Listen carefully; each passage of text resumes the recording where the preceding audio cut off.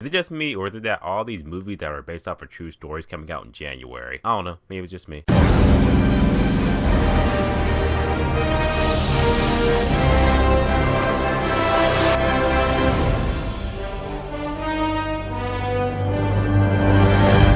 The Finest Hour. So The Finest Hour is an upcoming survival disaster movie. It's based off of a true story. It comes out this Friday. It stars Chris Pine and cast, and it's the movie good. Hey guys, I appreciate the heroic efforts that the real people who lived through this stuff, who did this event that happened, salute to those people. But for a movie, the movie demonstrated that heroicness. It was a good movie about hope, and you gotta have hope in a movie like this. I look at the pros and cons, so I believe that The Finest Hour comes out this Friday, so let's talk about it. Con, I want to say real quick, the movie's gonna be out in 3D.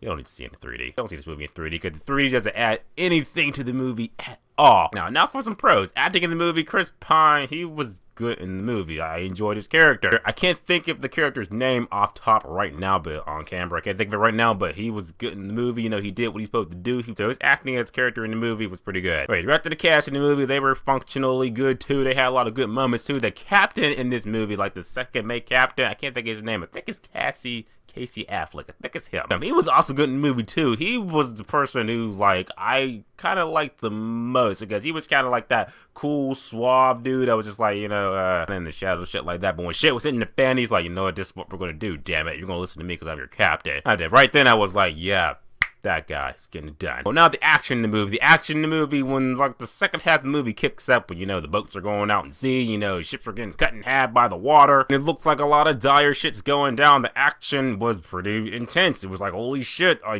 told a lot of people are gonna die if we don't get this shit down pat. Like, this ship is cut in half and it's sinking. This oil tanker is sinking, and they gotta do so many different things and aspects to keep it afloat and everything. So when those moments are going down, you are on the edge of your seat like, holy shit, like, this is some shit.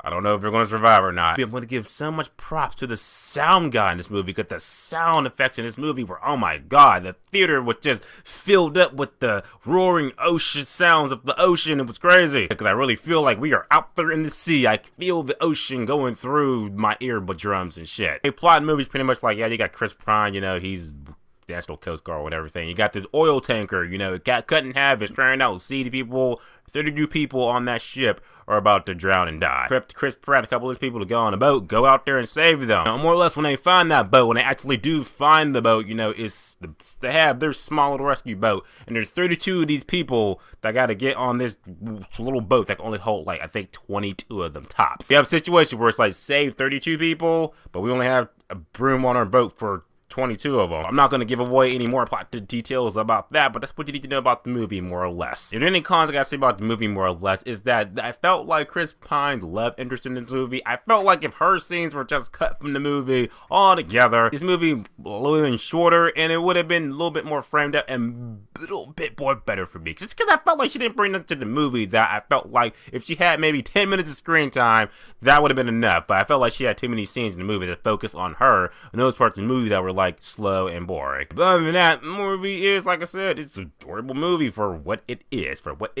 If you are interested in this movie, then go check it out. If you're not interested in it, then I suggest you see something else this weekend. So at the end of the day, guys, I gotta say that The Finest Hour is a decent enough movie. Chris Pine was good in the movie. Action in the movie was pretty good. It's a movie about hope, and in January, that's about all we can hope for. With that being said, I'm gonna say that The Finest Hour is a 5 out of 10, which is a good time, one time only. Not saying the movie's bad or anything, but it's a movie that if you want to go check it out, you'll enjoy it that one time, and you'll be perfectly fine. So The Finest Hour comes out this Friday. What do you think about it? You're gonna go see the movie. What do you think? Put in the comments and let me know. Talk about The Finest Hour. Let's just do that. Remember, guys, subscribe. Until next time.